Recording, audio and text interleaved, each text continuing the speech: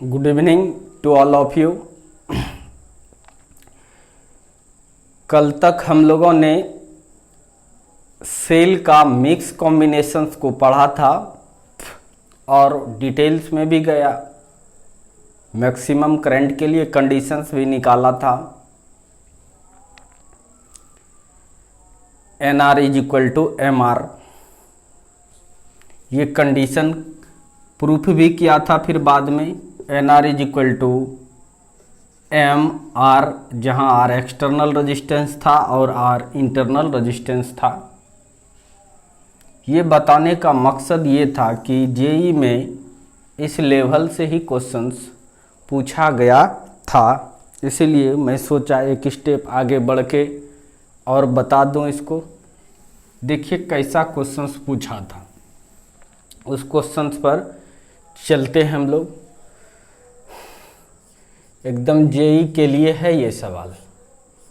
Question है, in the given mixed combination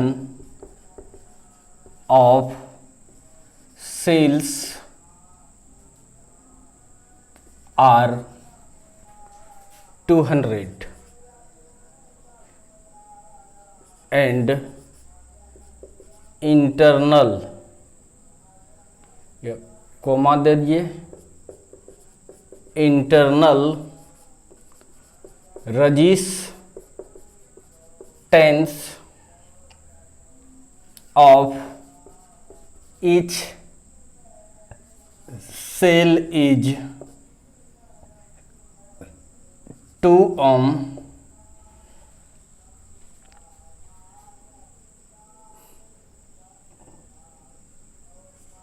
and EMF of all cells are same if it is connected with external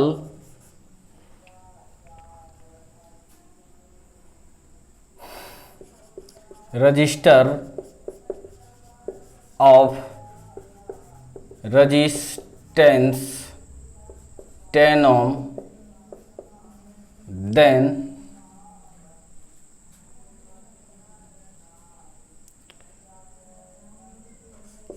for condition of maximum current, find the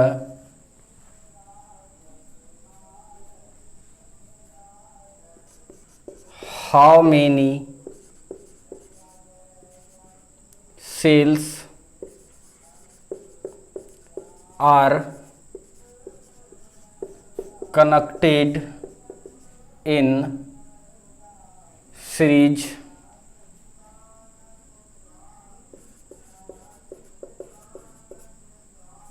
and as well as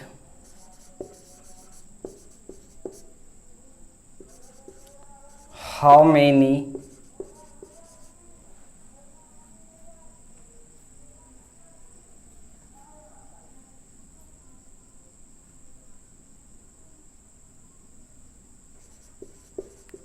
series cells are in parallel। देखिए, दिए गए सेलों के मिश्रित समूह 200 है। प्रत्येक cell का विद्युतवाहक बल समान है तथा आंतरिक प्रतिरोध 2 ओम है। इसे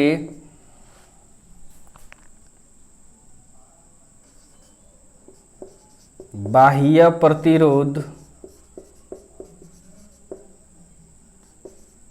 10 ओम से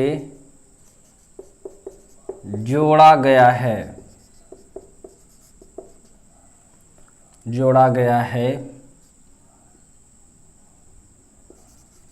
धारा अधिकतम प्राप्त करने के लिए श्रेणी क्रम में कितने सेलों को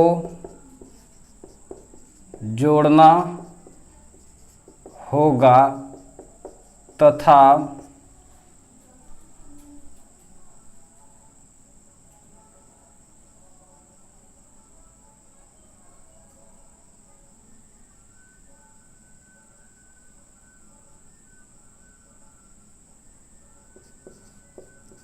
इस श्रेणी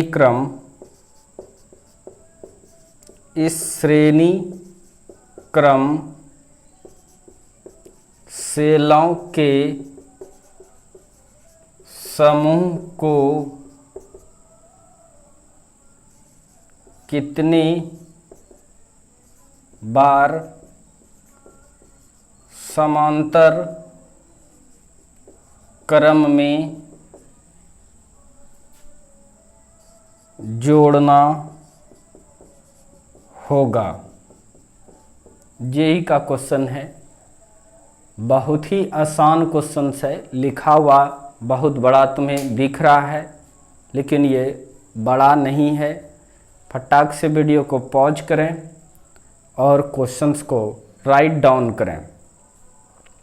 मैं हटता हूँ, पॉज कर लिया होगा तो लिख भी लिया होगा। हो सकता है यहाँ पर चमकता हो, इसीलिए हम यहाँ खड़ा हो जाते हैं। देख लो, एक बार देख लो, अभी नहीं चमक रहा होगा। ओके, पॉज करो, कर लिया होगा। लिखो, समझ में आ जाएगा जब हम फिगर बनाएंगे।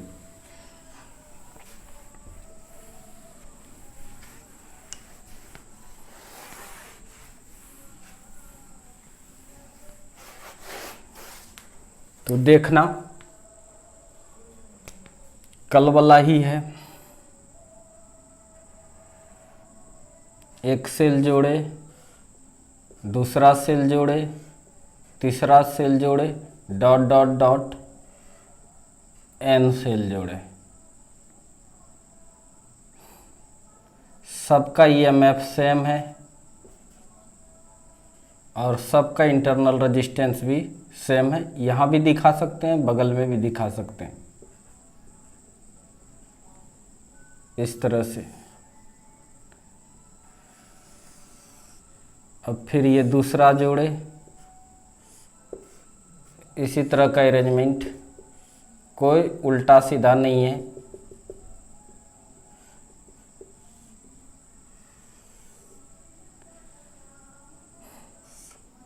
फिर तीसरा जोड़े,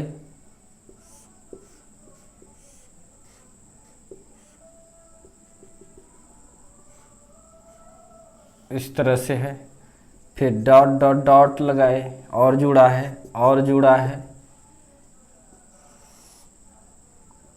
और जुड़ा है। कितने बार जुड़ा है? इधर n बार है और इधर m बार नीचे गया है।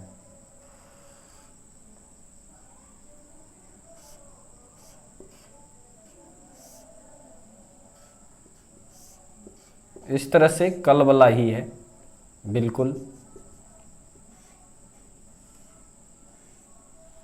और फिर इसको एक एक्सटर्नल रेजिस्टेंस से जोड़ दिया है। सबका ईएमएफ सेम है, करते रहना तुम, सबका सेम है। और ये रेजिस्टेंस दिया हुआ है 10 ओम। टोटल जो सेल है इसमें वो 200 दिया हुआ है। यानी आपके पास गिवन जो डाटा है, क्या क्या है गिवन डाटा, इस पर गौर करना है। इंटरनल रेजिस्टेंस 2 ओम है, एक्सटर्नल रेजिस्टेंस आपको 10 ओम दिया हुआ है, और टोटल सेल इधर n है, इधर n है और इधर m है, तो कितना सेल होगा? अगर इधर 5 पीस है और इधर वैसा 4 है तो 5 चौके 20 सेल होगा। यानी टोटल सेल जो दिया है, मतलब m इंटू n दिया हुआ है, ये 200 है सेल। सेल की संख्या कितना हो जाएगा? n सेल इधर है, मान के चलो n इज इक्वल टू अगर 5 है और m वैसा वैसा 4 रो रहेगा तो 5 चौके 20 सेल होगा टोटल। लेकिन इधर आपको पता है n है और इधर कितना है? m है। यानी आपको m into n total cell, यानी टोटल सेल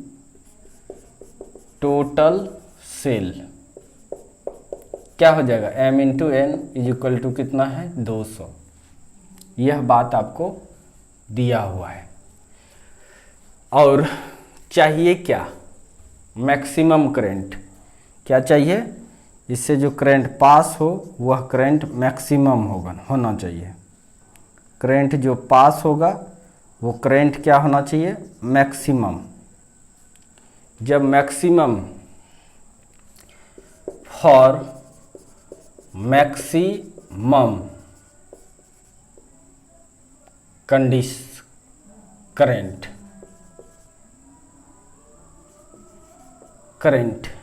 मैक्सिमम करंट के लिए कंडीशन बताए थे, एन आर को बराबर होना पड़ेगा एम आर का।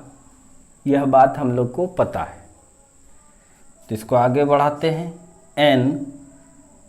एन तो एन ही है, निकालना है। आर इंटरनल रेजिस्टेंस 2 ओम है।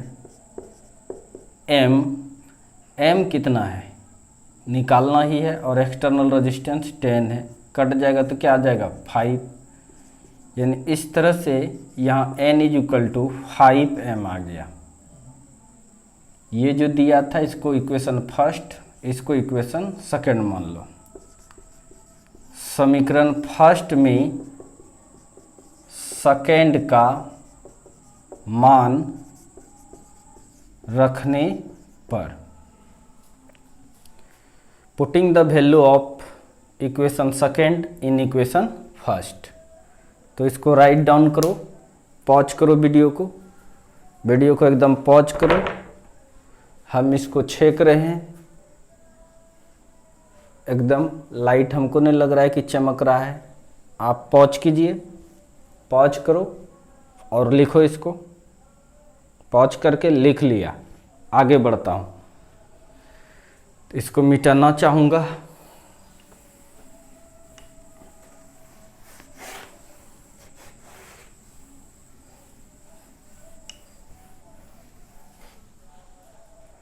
अब चलिए तो पुट करो। समीकरण फर्स्ट आपके पास क्या है? M n is equal to 200। Put कर दीजिए। M is equal to n का वैल्यू कितना है? 5m is equal to 200। 5m square is equal to 200। m square is equal to 200 by 5 cancel होके 40। m is equal to √40। 36 होता तो 6 आता, 49 रहता तो 7 आता, लगभग ये 6.7 आएगा।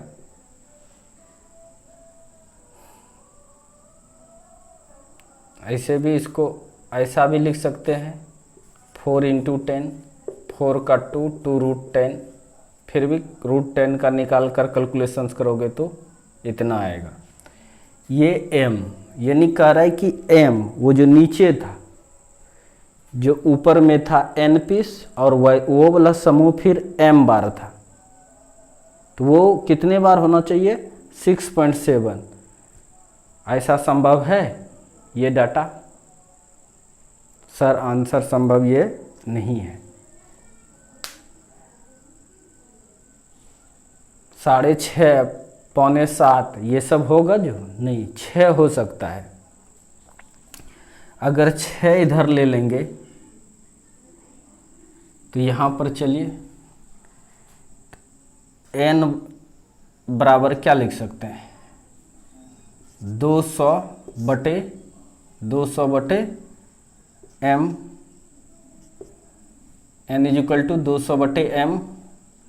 अगर हम 200 बटे 6 करते हैं तो इसको कटाएंगे, 6 18, 2 बचेगा, 6 18, फिर ये भी पॉइंट में आएगा, ये भी पेयर संभव नहीं है। ना तो 33.3 सीरीज में जोड़ सकते हैं, सेल को आधा तो कर ही नहीं सकते हैं। यानी अगर ये भी नहीं हो सकता है तो ये भी नहीं हो सकता है, तब उससे नीचे चलते हैं। उससे नीचे 6 से जस्ट नीचे क्या होगा? 5। अगर m 5 ले लिए और इससे कम करके देखें 6 अगर रख कर देखते हैं तो ये पॉइंट में आ रहा है, सेल तो तोड़ नहीं सकते हैं। तब इसलिए हीट एंड ट्रायल मेथड से बनाना पड़ता है इसको। अगर आप 5 पुट करते हो, m का वैल्यू 5 कट के क्या हो जाएगा? 40, तो यही वाला अरेंजमेंट पॉसिबल होगा। यानी m का वैल्यू कितना होना चाहिए? 5।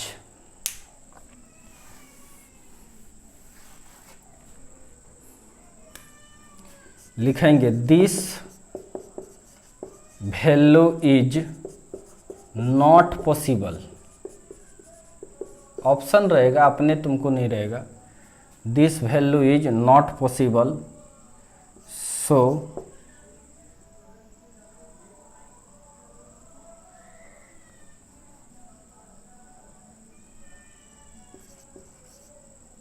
Not possible by heat and trial method. Heat and trial method कहता है कॉमन सेंस यूज करके m इज इक्वल टू कितना होना चाहिए? 5, तो n इज इक्वल टू तब कितना हो जाएगा? 40, 40 पंचे कितना हो जाएगा? 200। तो ये अरेंजमेंट सही है। यानी सीरीज में 40 ठो लगाओ, बहुत यूज है ये सब का। सीरीज में 40, फिर उसका कॉलम बना, ये रो बना लीजिए कितना? 5 बार लगा दो तो मैक्सिमम करंट देगा। समझ में आ गया होगा, आई होप। कोई दिक्कत नहीं होना चाहिए। तो इसको जल्दी से फटाक से नोट कीजिए। हम यहाँ पर हैं ताकि चमके नहीं, आपको दिखाई दे रहा होगा, आई होप। तो इसको लिख लीजिए। ओके, लिख लिया।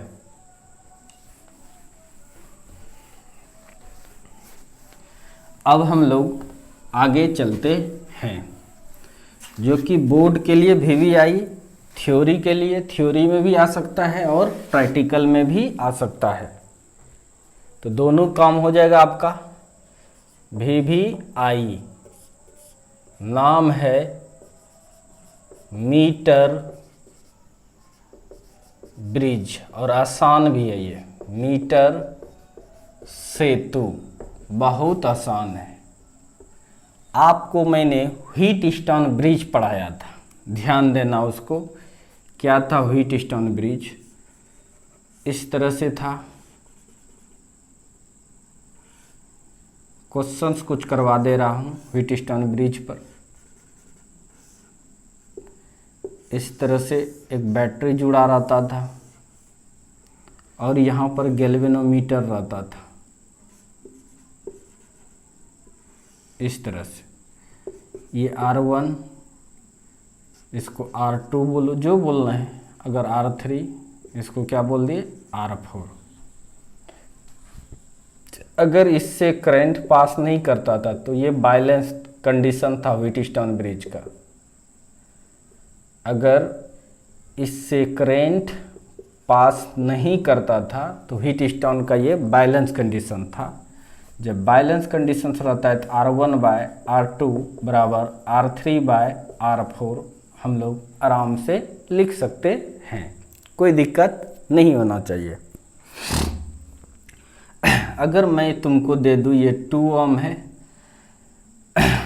और ये 4 ओम है और ये आपका 4 ओम है तो बताइए, अगर कह दिए इससे करंट पास नहीं करता है तो ये निकाल सकते हैं कि नहीं? तो आंसर है,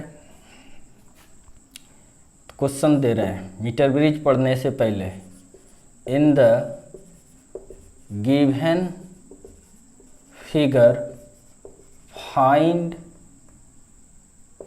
द R4 निकालना है आपको। 3 रेजिस्टेंस पता रहता है, चौथा हम लोग निकाल लेते हैं, कोई दिक्कत नहीं है। तो आप R1 का वैल्यू पुट कर दिया 2, इसको 4, ये है 4 और R4 निकालना है। क्रॉस मल्टीप्लिकेशन कीजिए या कटा दो इसको 2 बार में। R4 = 4 दूना 8, क्या होना चाहिए 8 ओम। यानी व्हीटस्टोन ब्रिज में अगर बैलेंस कंडीशंस आपको मालूम हो तो अगर 3 रेजिस्टेंस दिया है तो चौथा हम लोग आराम से निकाल लेते हैं। तो क्वेश्चन लिख लो फटाक से, आई होप लिख लिया होगा। पॉज करो, जब कहें लिखने के लिए पॉज करो, लिखो।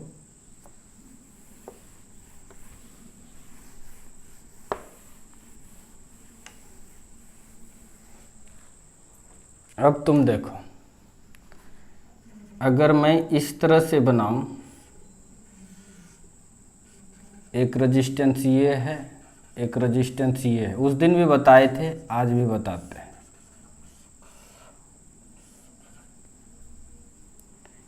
ये 2 ओम है और ये 6 ओम है, ये जो भी हो, ये R है, क्या है ये R। ये 1 ओम है और ये 3 ओम है। अगर तुमको कह दी यहाँ गैल्वेनोमीटर लगा दिए, इस तरह से जोड़ दिए, तो क्या ये कह रहे हैं कि Ig = 0 है, इसका मतलब ये बैलेंस कंडीशन में है। अगर आपको कहें R निकालिए, ये भी व्हीटस्टोन ब्रिज ही है, बोलने का कोई ज़रूरी नहीं है, बैटरी लगा सकते हैं या उसी को शॉर्ट में उस तरह से दिखाते हैं, समझा भी दिए थे। तो इस दोनों का रेशियो, इस दोनों का रेशियो बराबर कर देंगे फटाक से। 2/1 = R/3, तो दिस इम्प्लाइज R = 3 दूना 6 ओम। तो आप समझ में आ गया आपको, ये है बैलेंस कंडीशन जब व्हीटस्टोन ब्रिज का रहता है। ऊपर दोनों का रेशियो और नीचे दोनों का रेशियो को इक्वल कर देते हैं, तो कोई दिक्कत नहीं है।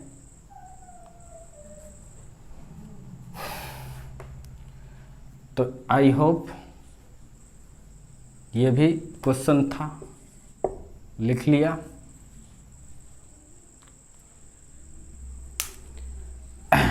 चलिए, लिख लिया होगा। अब हम इस तरह से कुछ करते हैं, एक मोटा ऐसा तार लगा दिए,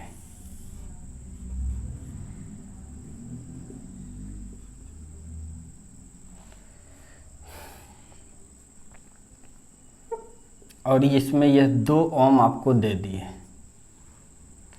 यानी अगर यह कंडीशंस Ig = 0 है तो व्हीटस्टोन ब्रिज है कि नहीं बताइए। वायर का इस लेंथ का रेजिस्टेंस कुछ होगा, मान लो R1 है, इसका भी होगा कुछ, मान लो क्या है R2 है, इतना सा वायर का। चूँकि लेंथ बढ़ने पर रेजिस्टेंस, फार्मूला पढ़ाए ना, ρL/A, लंबाई बढ़ेगा तो रेजिस्टेंस बढ़ेगा, लंबाई पर भी डिपेंड करता है रेजिस्टेंस। तब अगर यदि ये रेजिस्टेंस हमको पता नहीं है कि ये रेजिस्टेंस है कितना, ठीक है, अननोन है, अज्ञात प्रतिरोध है, तो अगर हमको इस तार का इतना रेजिस्टेंस पता हो और इतना पता हो, तो बताइए हम 2/R1 is equal to unknown resistance कुछ भी होगा, मान लो R है, R/R2 लिख सकते हैं कि नहीं, बोलो। तो इस तरह से हम R इज इक्वल टू, ये इधर चला आएगा 2R2/R1। इस तरह से R1 R2 अगर पता है हमको, तो हम ये आराम से निकाल सकते हैं कि नहीं, बोलो। और किसी भी तार का resistance R is equal to ρL/A से हम लोग को पता चल जाता है, निकालना आसान हो जाता है। तब हमको अगर रेजिस्टेंस ज्ञात करना है एक, ये तो दिया ही रहेगा, नॉन रेजिस्टेंस रहेगा, और तार का रेजिस्टेंस अगर हमको पता ही है, निकाल लेंगे हम लोग बाय द फार्मूला। तो हम किसी भी सर्किट में कितना रेजिस्टेंस है वो पता कर सकते हैं कि नहीं।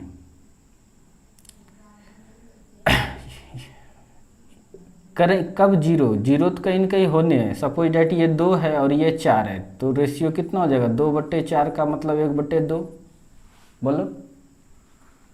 तो 1/2 का रेशियो है, या अगर ये 2 है और ये भी 2 है, तो कितना हो जाएगा, इस दोनों का रेशियो, इस दोनों का रेशियो 2/2 करके कितना 1।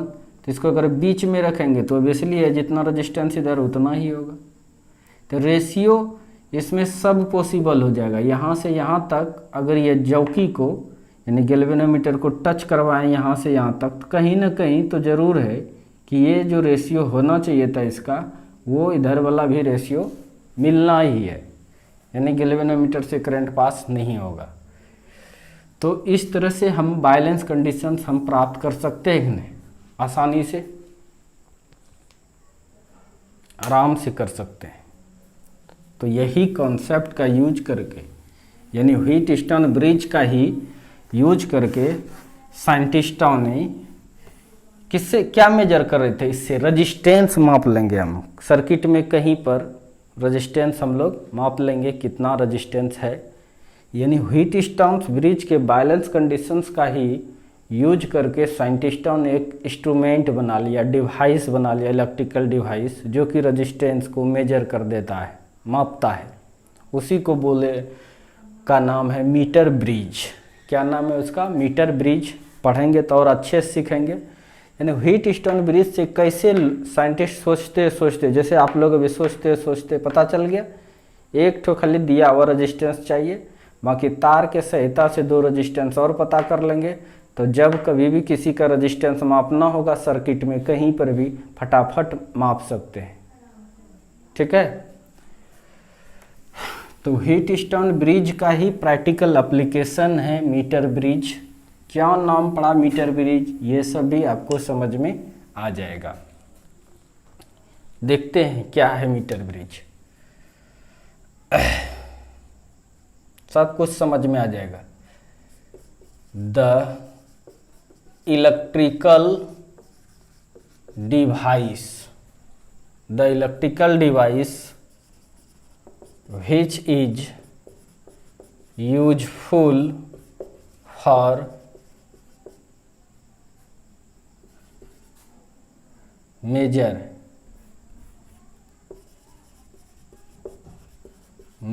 the value of resistance of any circuit, of any circuit is called meter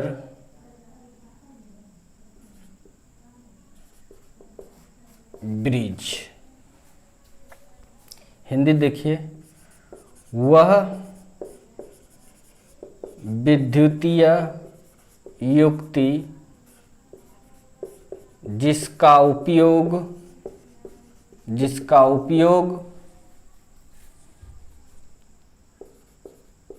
किसी भी परिपथ, किसी भी परिपथ या प्रतिरोधक का प्रतिरोध ज्ञात करने के लिए उपयोग होता है उसे मीटर सेतु कहते हैं। बड़ा अच्छा है। तो ये डिफिनेशन हो गया। अब प्रिंसिपल देखिए इसका। प्रिंसिपल मतलब होता है सिद्धांत।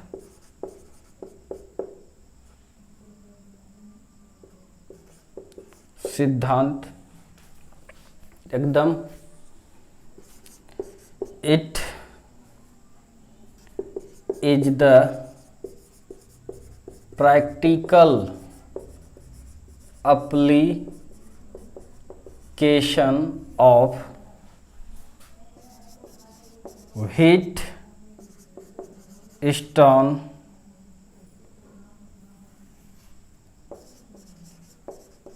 balance condition of Wheatstone bridge so it works on the principle of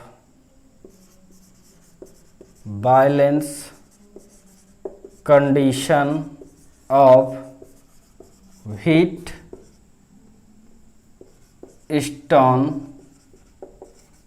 bridge। यह सिद्धांत में यह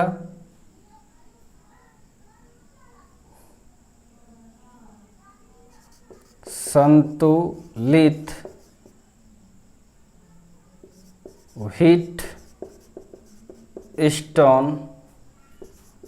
सेतु का प्रायोगिक अनुप्रयोग है। इसलिए यह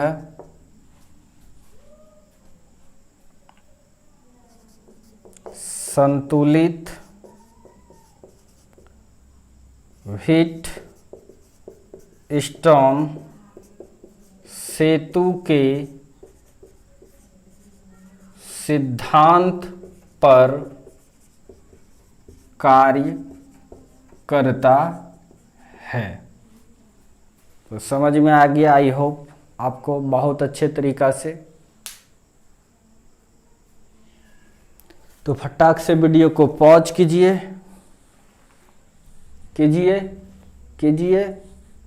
और लिखिए। मिटाता हूँ।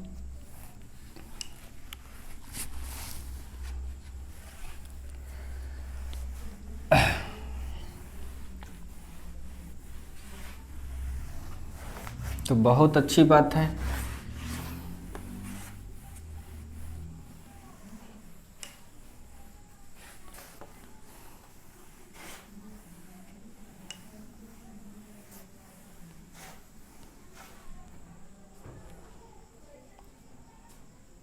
अब देखिए कंस्ट्रक्शन। अब क्या पढ़ना है हमको इसका? कंस्ट्रक्शन समझेंगे। रचना या बनावट कैसे बनाते हैं। तो देखिए इसको कैसे बनाता है। एगो मोटा ऐसा कॉपर का जनरली रहता है ये पत्ती मोटा, कहीं कि मोटा रहेगा तो इसका रेजिस्टेंस बहुत कम होता है। मोटा रहेगा तो रेजिस्टेंस कम रहता है। फिर एक बीच में कॉपर का ही पत्ती है, कॉपर कंडक्टर है और मोटा रहता है तो रेजिस्टेंस कम होता है। और फिर एक ठो और एल आकार का ही जैसा ये है उसी तरह का एक मोटा ऐसा पत्ती यहाँ भी रहता है।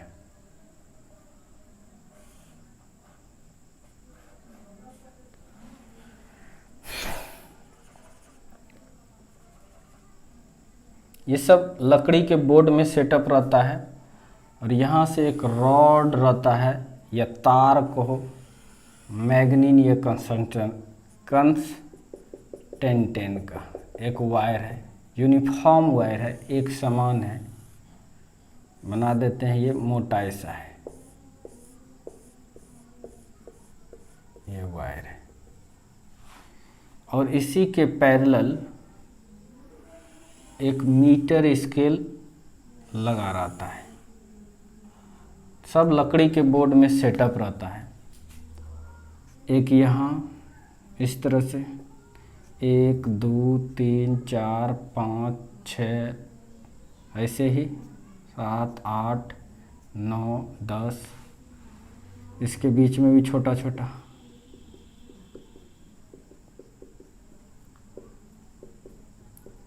एक मीटर स्केल रहता है यानी 1 मीटर का। इसके बीच में एक रेजिस्टेंस लगा देते हैं R, जिसको कहते हैं non resistance, non resistance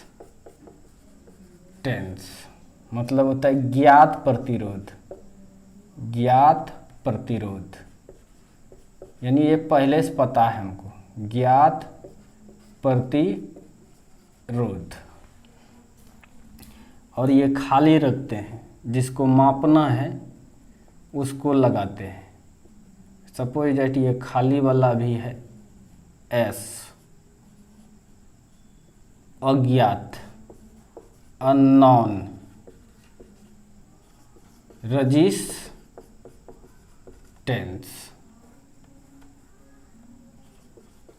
resistance मतलब अज्ञात प्रतिरोध। ये कैसा प्रतिरोध है? अज्ञात प्रतिरोध है। अब इसके बीच में एक गैल्वेनोमीटर लगाते हैं जो करंट बताएगा, और एक तार लगाते हैं और जौकी लगा देते हैं। क्या लगाते हैं? जौकी। अब इस जौकी को फिसलाएंगे, ये तो पहले से दिया रहता है, ये निकालना होगा हमको। कितना रेजिस्टेंस चाहिए बैलेंस कंडीशंस के लिए? 4 में से 3 अगर पता है तो एक निकल जाएगा। एक तो ये पता है नॉन रेजिस्टेंस है, 2 हम तार से प्राप्त कर लेंगे, 2 हम तार से प्राप्त कर लेंगे, 3 पता चल जाएगा, चौथा आराम से निकलेगा। रेशियो को मिलाने के लिए IG का मान 0 होना पड़ेगा।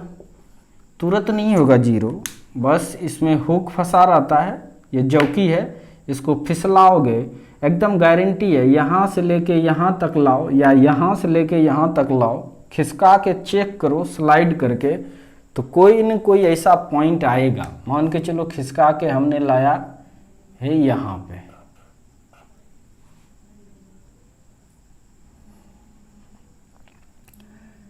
इस जगह पर क्या ये शो किया 0, इसका मतलब, और इसका लेंथ हम लोग फटाक से माप लिए कि L लेंथ पर था, तो ऑब्वियसली है ये कितना हो जाएगा,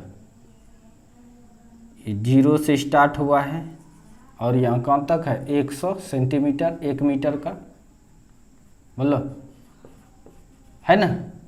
तो ये कितना हो जाएगा 100 माइनस L, कोई दिक्कत नहीं है। तो जहाँ पर ये 0 हुआ इसको हम लोग बैलेंस पॉइंट या नल पॉइंट कहते हैं। तो ऑब्वियसली है इतना सा दूर के लिए रेजिस्टेंस कुछ होगा, मान लो R1 है, और इस जगह का रेजिस्टेंस मान लो कुछ है R2 है। समझ में आ रहा है कि नहीं? यानी ये बैलेंस में तो है ही, ऑब्वियसली है कि इसका रेशियो और इसका रेशियो, दोनों का रेशियो सेम होगा और ये व्हीटस्टोन ब्रिज बन जाएगा। इसको चलाने के लिए एक बैटरी भी चाहिए तुम्हें, नहीं लगा रहता है कि नहीं व्हीटस्टोन ब्रिज में, बैलेंस कंडीशन है तो एक बैटरी भी लगा रहता है। तो यही है, तो बनावट और फिर वर्किंग भी समझ में आ गया, सब कुछ आ गया। अब क्या करना है, केवल इस दोनों का रेजिस्टेंस और इस दोनों का रेजिस्टेंस को का रेशियो इक्वल कर देंगे, रिजल्ट तक पहुंच जाएंगे। तो बनावट में आपने क्या देखा, देखिए देयर आर 3 थिक मोटा, क्या कि ये रेजिस्टेंस व्हीटस्टोन ब्रिज में एक्टिव है, ये रेजिस्टेंस एक्टिव है, ये रेजिस्टेंस एक्टिव है, ये रेजिस्टेंस एक्टिव है, ये सब का भी रेजिस्टेंस हो सकता है क्योंकि कॉपर है, तो इसलिए मोटा मोटा देते हैं। मोटाई बढ़ने के बाद रेजिस्टेंस कम होता है, यानी इस सब का रेजिस्टेंस क्या हो जाएगा, कम हो जाएगा। तो इस सब के रेजिस्टेंस को डिस्टर्ब नहीं करेगा, वैल्यू हमारा सही आएगा। ठीक है, क्या कि व्हीटस्टोन ब्रिज का बैलेंस कंडीशंस का यूज करने के लिए हमको केवल 4 रेजिस्टेंस चाहिए। कितना चाहिए, 4। इसका रेजिस्टेंस, इसका रेजिस्टेंस, इसका रेजिस्टेंस से मतलब नहीं है, इसलिए मोटाई बढ़ा दिए ताकि रेजिस्टेंस कम हो। जानते हैं ना, R इक्वल टू होता है ना रो L बाई ए, मोटा जैसे बढ़ेगा रेजिस्टेंस घटेगा। तो ऑब्वियसली इस सब का रेजिस्टेंस कम होना चाहिए था, क्योंकि वो एक्टिव नहीं है व्हीटस्टोन ब्रिज में, इसीलिए हम लोगों ने ये एरिया को बढ़ा देते हैं, इसलिए मोटा लेते हैं। तो लिखेंगे देयर आर 3 थिक, कॉपर का रहता है generally, copper strips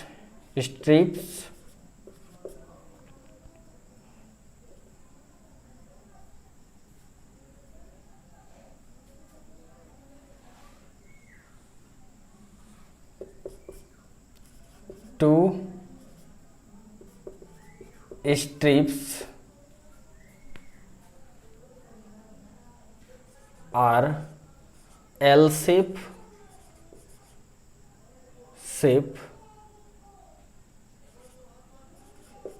which is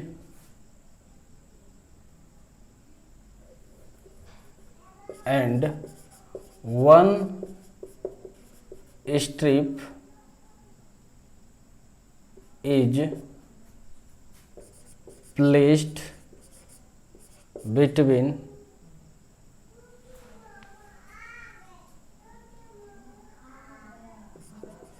two L shape strips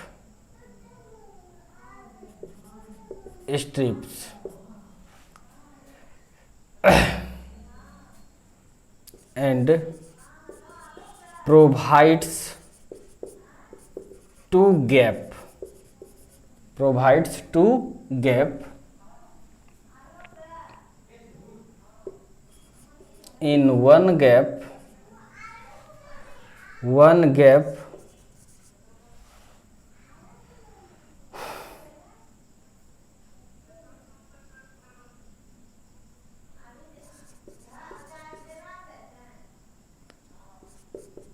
connected non-resistance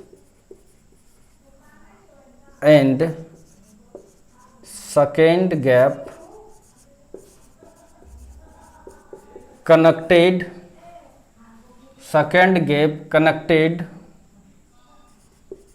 a non-resistance.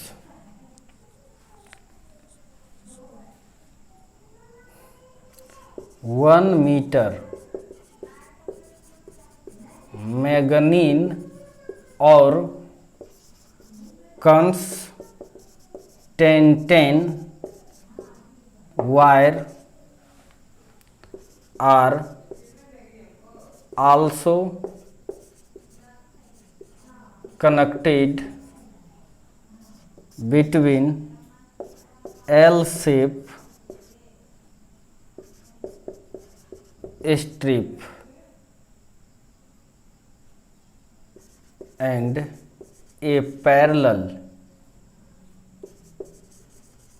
Parallel metre scale is placed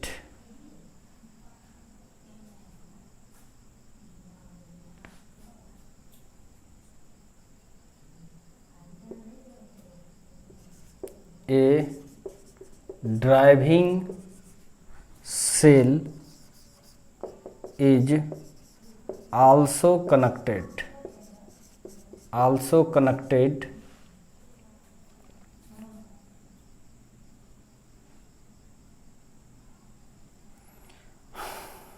a driving cell is also connected between L shape strip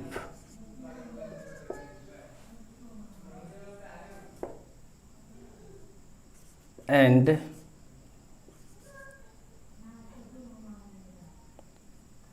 a galvanometer with jockey is connected with straight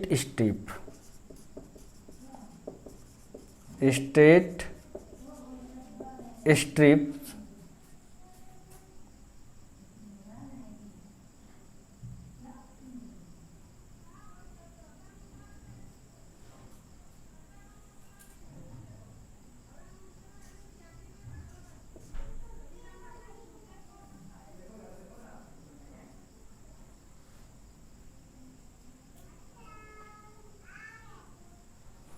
with jockey is connected with straight strip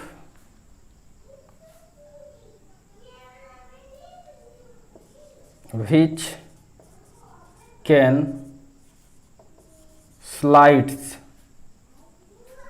can slides on wire for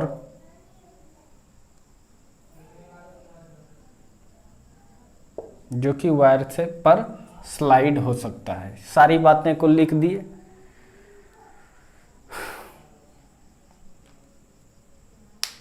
इसका हिंदी बोल देता हूं। बनावट का figure बाद में बनाना है, पहले लिखना है। कंस्ट्रक्शंस में लिखिए, रचना में 3 मोटे कॉपर की पत्ती होती है। या तो इंग्लिश वाला फटाक से पॉज करके लिखो, हिंदी भी लिखता हूं। इंग्लिश वाला फटाक से पॉज करो और लिखो। हमको लगता है कि मैं छेक लिया हूं इसको और आपको दिखेगा लाइट। देखिए, लिखिए, लिख लिया, लिख लिया। चलिए, बहुत अच्छी बात है।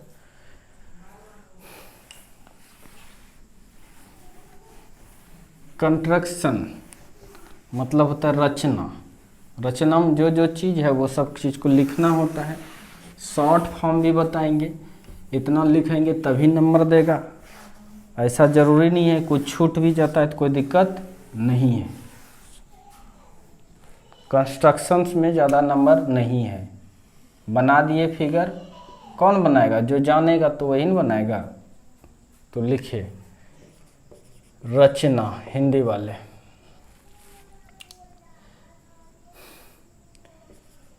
इस सेतु के निर्माण के लिए 3 मोटे कॉपर के पत्तियां लिया जाता है। 2 पत्ती एल आकार का, एल आकार का है ना ये, और ये आकार का होता है एवं एक पत्ती सीधा होता है। सीधे पत्ती को दोनों एल आकार के दोनों एल आकार के पत्तियों के बीच में रखा जाता है ताकि दो खाली जगह प्राप्त हो।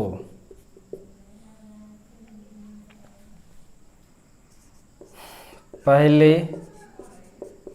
खाली जगह में ज्ञात प्रतिरोध तथा दूसरे खाली जगह में अज्ञात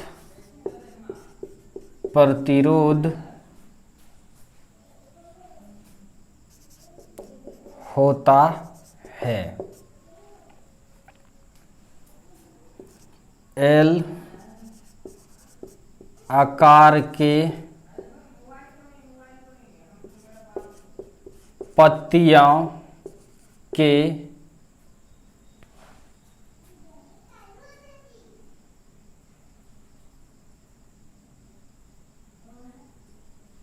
बीच 1 मीटर का मैंगनीज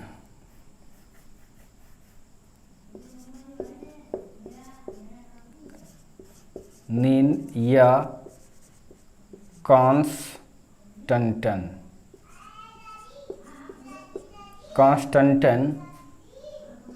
का तार जुड़ा होता है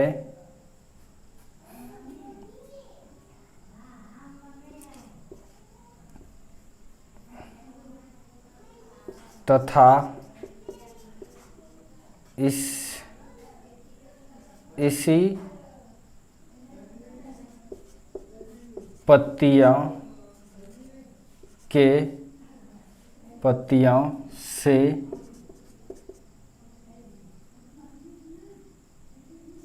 सेल का भी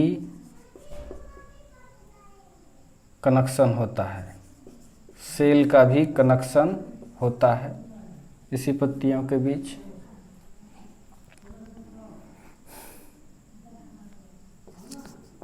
होता है। अब देखिए, सीधा कॉपर पत्ती से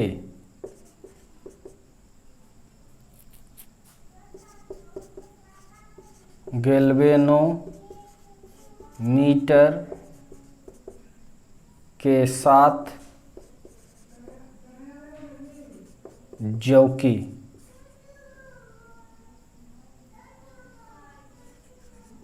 जुड़ा रहता है तथा जौकी तार पर फिसल सकता है। कुछ बच्चे सोच रहे होंगे इतना बड़ा लिखेंगे सर, याद जो रटेगा तो उसे तो बहुत भारी ही लगेगा। जो समझता है, जो सब बातें हैं, बस उसको क्या करना है, लिख देना है अपने लैंग्वेज में। जिसको लैंग्वेज ही नहीं है तो उसका बात ही अलग है। फिजिक्स क्लास में अब इसको शॉर्ट कर दें तो नहीं लिखो, शॉर्ट हो जाएगा। क्या सर नंबर भी कटेगा? कटेगा, थोड़ा मोड़ा तो कटेगा ही। 5 नंबर का अगर पूछा है तो आधा नंबर तो जरूर कटेगा अगर नहीं डिटेल करोगे तो।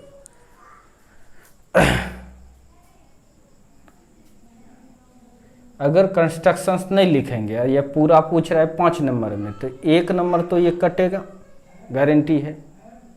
1 नंबर तो निश्चित कटेगा अगर इसको बढ़िया से नहीं लिखेगा तुम तो 1 नंबर के बजाय आधा नंबर कटे। 1 नंबर के बजाय अगर आधा नंबर कटे तो आप इस तरह से लिख सकते हैं। डायरेक्ट सब चीज़ फिगर तो हम ही बनाए हैं, इसलिए ये सब के बदले पहले नोट कर लो। इसको नोट कर लिया, छेक लिया हूँ मैं, जल्दी से पॉज करो, नोट कर लो। कर लिया होगा।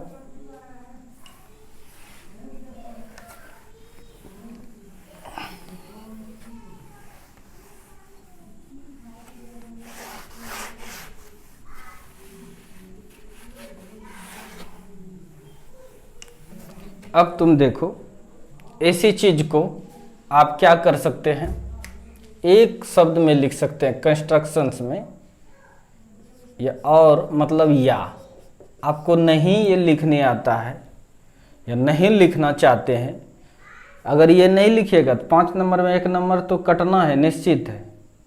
लेकिन 1 नंबर आधा नंबर में कैसे कटे, यानी आधा कटे आधा दे भी दे हमको तो लिख दीजिए। 1 लाइन लिखना है,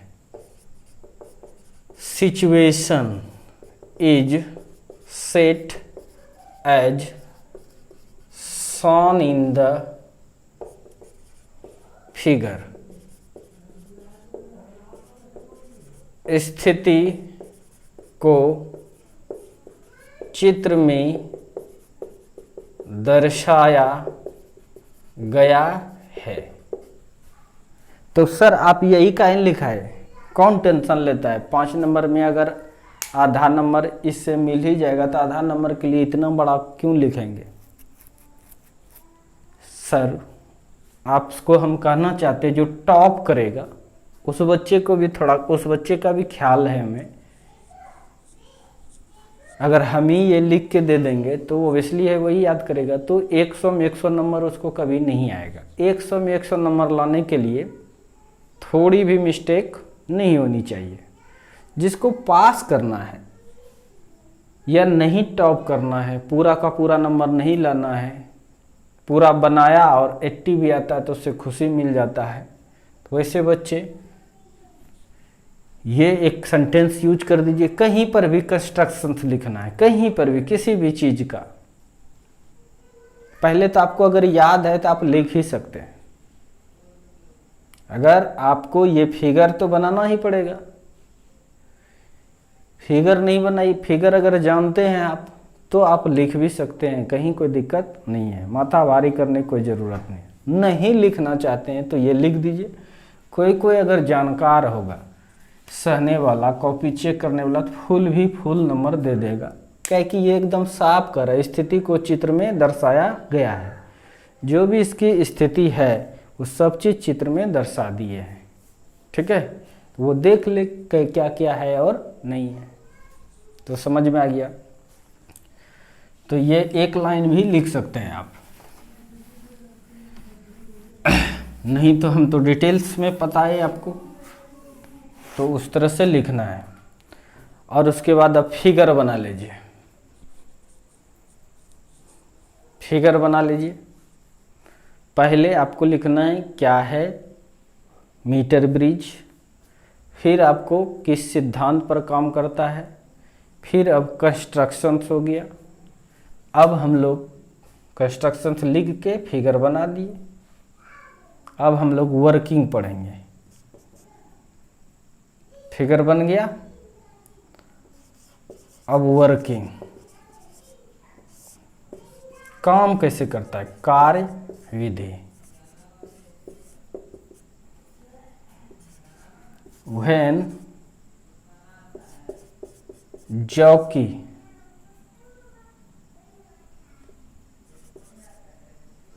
is slides on wire, then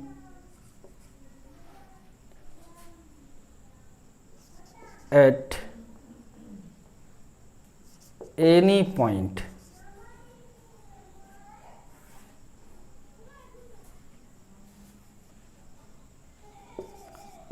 of wire gets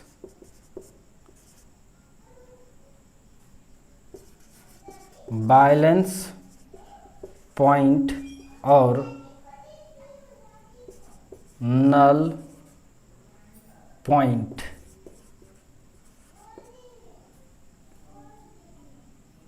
means no current shows in the galvanometer.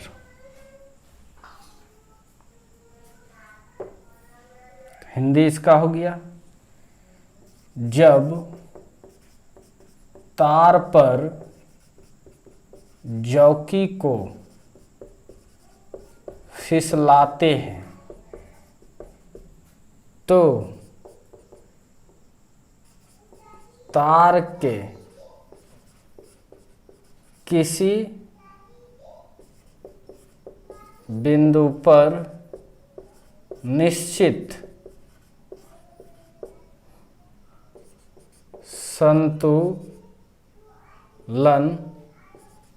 बिंदु या नल बिंदु भी कहते हैं, नल बिंदु प्राप्त होता है।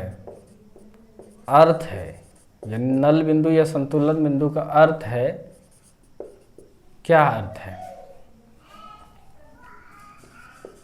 अर्थ है गैल्वेनोमीटर से धारा या गैल्वेनोमीटर धारा नहीं दर्शाता है। यही है वर्किंग। सीधा कुछ नहीं करना, इसको पकड़ के खिसकाएंगे, ऑब्वियसली है कहीं न कहीं एकदम कन्फर्म है कि बैलेंस पॉइंट आपको मिलेगा ही। तो ये था वर्किंग। तो आप लिखिए इसको जल्दी से, वर्किंग कार्यविधि पॉज करके फटाक से। आई होप आपने लिख लिया।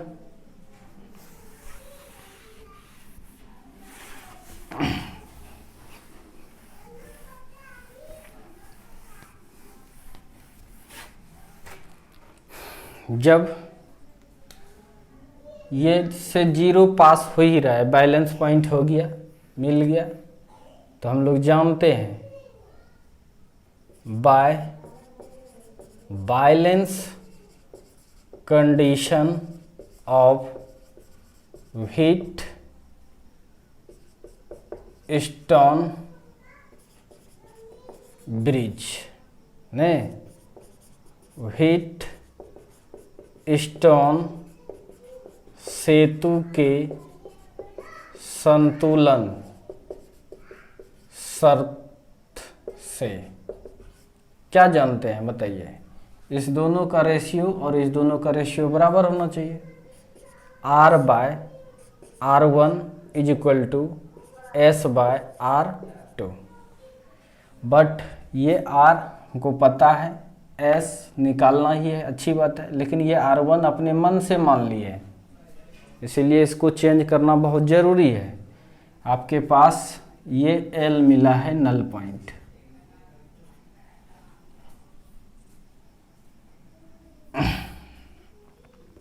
तो इसको चेंज कीजिए। R/R1 रो L/A, L के जगह पर L है और cross sectional area A is equal to S है, S दिए।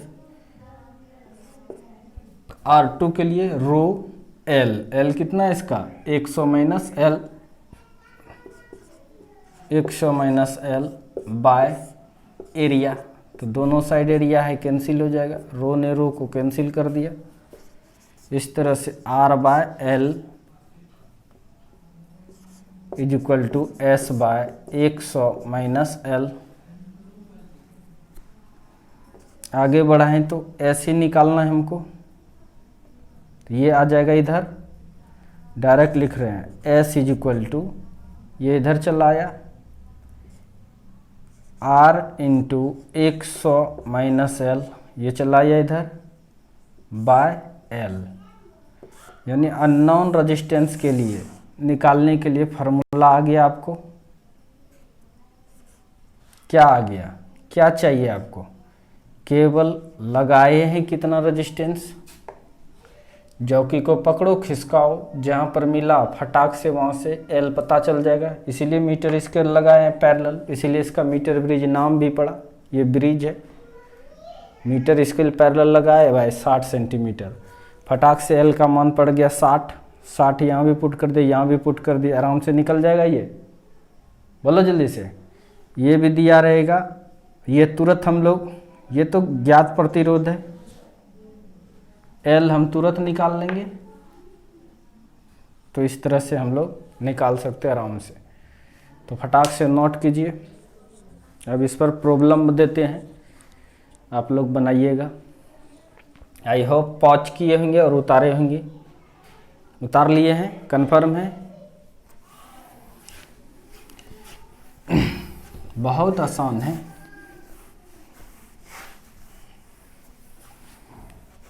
अगर कोई किसी चीज़ को छोटा पढ़ा देता है, अगर कोई किसी चीज़ को पूर्णतः नहीं पढ़ाता है, तो क्या लगता है अगर 100 नंबर का एग्ज़ाम लेगा, अगर सब जानता है बच्चा, तो क्या 100 में 100 मिलेगा उसे? नहीं। यही वजह है कि आप किसी टीचर के नोट्स को एकदम डिट्टो चोरी करके अगर उतार भी देते हो तो तुम्हारा नंबर कटता है। इसलिए कटता है बाबू कि तुम, वो टीचर किस तरह से तुम्हें पढ़ाया है। अगर टीचर ही कॉम्पैक्ट कर दिया होगा, बहुत बातें से आप लोग वंचित हो जाइएगा। आपको लगेगा कि नहीं हम सही बना के आए हैं, लेकिन आपको नंबर कम मिलेगा। समझ में आ रहा है कि नहीं? इसीलिए कोई भी चीज़ को छोटा कर देने से छोटा नहीं हो जाता है। किसी चीज़ को टीचर अगर छोटा कर दिया तो वो छोटा हो गया, नहीं, ऐसा कोई बात नहीं है। हाँ, छोटा कर देंगे तो 5 नंबर का तुम बना के आए तो ऑब्वियसली है कि आप कुछ नहीं करो, खाली मीटर ब्रिज का डेफिनेशंस लिख दो और फिगर बना दो। फिगर बना के और ये जो किए फार्मूला निकाल दो, मिल जाएगा तुम्हें 3 नंबर। कितना मिल जाएगा? 3 नंबर। तुमने डेफिनेशंस भी लिखा, वर्किंग भी लिखा, सॉरी प्रिंसिपल लिखा, कंस्ट्रक्शंस भी लिखा, वर्किंग भी लिखा, फिर अच्छे से सारा चीज़ किया। 5 में 5 देगा ही देगा। अगर आप कंस्ट्रक्शंस में थोड़ा बहुत कम लिखते हो, या कम लोग कंस्ट्रक्शंस में ही कम लिखा करते हैं जनरली, तो कंस्ट्रक्शन में कम लिखोगे तो 1 नंबर वहाँ से कट जाएगा। लेकिन उसके लिए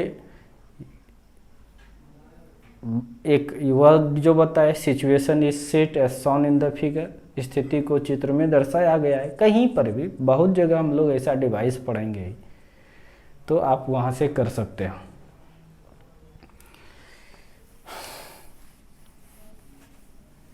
तो इस तरह से ये हो गया। एक क्वेश्चंस दे रहे हैं, एकदम लिखा पढ़ी नहीं, डायरेक्ट दे रहे हैं गिवन डाटा में। अगर R इज इक्वल टू आपके पास 5 ओम दिया हुआ है, नॉन रजिस्टेंस, इसको बोलते हैं नॉन रजिस्टेंस, 5 ओम है। इस हिंदी में इसको बोलते हैं ज्ञात प्रतिरोध। पूछेगा अननोन रजिस्टेंस, मतलब अज्ञात प्रतिरोध, एस निकालना है, क्या होगा वाट। नल पॉइंट समझ रहे हो, जो कि को स्लाइड करके चेक किया, तो इसको बोलते हैं हम लोग नल पॉइंट और बैलेंस पॉइंट, इसको L वो मान के चलो 20 सेंटीमीटर है, 20 सेंटीमीटर पर मिला, तब आपको निकालना है ये इतना सारा बात दिया रहेगा, लैंग्वेज में लिखा रहेगा, आराम से निकाल सकते हैं। तो S is equal to formula भी सीखा है, R into 100 minus L by L। R कितना है भाई 5, 100 माइनस L कितना है भाई 20 बाय 20, 5 इंटू 80 बाय 20, 0 0 कैंसिल, 2 चौके 8, 5 चौके 20, 20 ओम पता चल गया, यानी ये S कितना हो जाएगा 20 ओम, कितना हो जाएगा 20 ओम। तो इस तरह से निकाल लेते हैं। कभी कभी L दे दिया जाएगा, S दे देगा, नहीं ये तो दिया ही रहेगा, कभी कभी S भी तुम्हें दे सकता है, L भी दे सकता है, R पूछ देगा, कुछ भी पूछेगा तो आप निकाल सकते हैं। इस तरह से समझ में आ गया, थैंक यू। अब करंट एकदम एंडिंग पोजीशन पर है, टेंशन नहीं लेना है। अमीटर, वोल्ट मीटर और पोटेंशियोमीटर ये तीनों पढ़ाएंगे, करंट समाप्त हो जाएगा, फिर देखते हैं। और इसमें याद रखना है कौन कौन सा, किरचॉफ्स लॉ को बढ़िया से पढ़ लेना है, व्हीटस्टोन ब्रिज को बढ़िया से पढ़ लेना है, ड्रिफ्ट वेलोसिटी, ओम्स लॉ, ये सब पढ़ लेना अच्छे से। Thank you for watching me.